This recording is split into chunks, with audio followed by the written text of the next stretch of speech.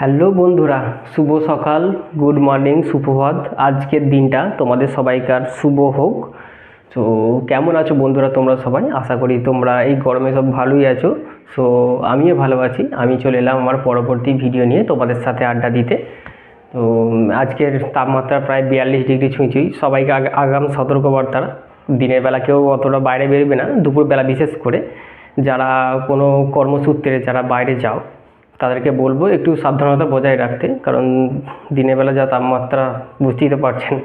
So আমি বলেছিলাম এর আগের ভিডিওতে যে আমি একটা ছোট গ্রাম থেকে বিলং করি। তো আমাদের গ্রামের ভিউটা তোমাদের একবার ছোট্ট করে দেখাবো, চলে নিয়ে যা।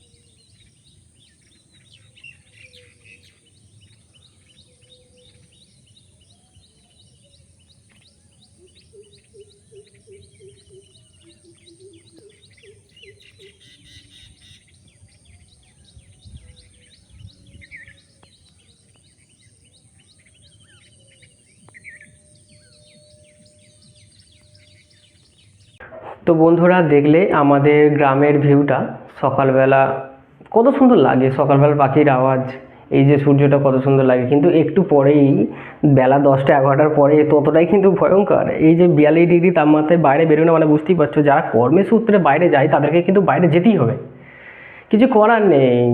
আমাদের ভারতবর্ষে 100%-এর মধ্যে 80% কিন্তু মধ্যবিত্ত বা গরিব শ্রেণীর মধ্যে পড়ে, তাদের মধ্যে আমিও আছি। তো তাদের কিন্তু এসি কেনার সামর্থ্য নেই। এসি কেনার সামর্থ্য নেই, তাদেরকে কিন্তু কর্মসূত্রে বাইরে যেতেই হবে।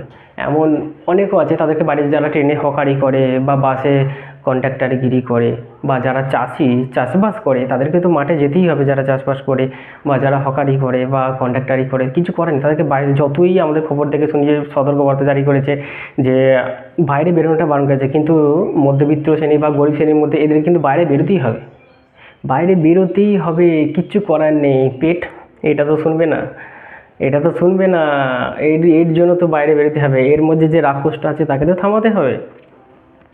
তো এর জন্য দায়ী কিন্তু আমরাই। অ্যাকচুয়ালি এর জন্য দায়ী কিন্তু আমরাই কিন্তু আমি গত কয়েক বছরে দেখেছি আমাদের আশপাশে যেসব রোড তৈরি হচ্ছে, তখন যেতাম যে রোডের দু সাইডে কত গাছপালা থাকতো, কিন্তু এখন দেখলাম পুরোই ফাঁকা। দু সাইডে সেই গাছপালা নেই, অনেক কমে গেছে। গাছ কাটার পরিমাণ বাড়ি আছে। এমনি ফেসবুকেও দেখছি এরকম অনেক আছে যে দাঁড়াচ্ছে গাছ লাগান। কিন্তু এই কাজটা সবাই মুখে বলে, করে কজন বলুন? করে কেউ না। এর জন্য এখন থেকে আমাদেরকেই করতে হবে, আমাদেরকেই পদক্ষেপ নিতে হবে। প্রতিদিন অন্তত একটা ব্যক্তি 2টো করে গাছ লাগালে কয়েক বছরে আশা করি অনেক তাপমাত্রাটা কমবে। এর জন্যই যদি কোনো আইন থাকতো, সরকার থেকে যদি কোনো আইন থাকতো যে প্রতিটা ব্যক্তিকে, ভারতবর্ষের প্রতিটি নাগরিককে অন্তত 2টো করে গাছ লাগানোর জন্য, তাহলে হয়তো আমাদের এটা আরও সবুজ শ্যামল হয়ে উঠতো বা অনেক গাছগাছালি হয়তো এত তাপমাত্রাটা বাড়তো না। একটা দিক থেকে অন্তত রেহাই পেতাম। তো তোমাদের সামনে অনেক বকবক করলাম, অনেক জ্ঞানের কথা বললাম। সবাই অনেকে বলবে যে তুমি যত ফটো করছো, তুমি যত জ্ঞান দিচ্ছ, তুমি কি গাছে করো? অবশ্যই হ্যাঁ, আমি সকালবেলা গিয়ে 2টো গাছ লাগিয়ে এসেছি। আমার মতনও চাইবো তোমরাও করো। দেখো, আমার কথাবার্তা অতটাও গোছালো হতে পারে না, একটু অগোছালো হবে।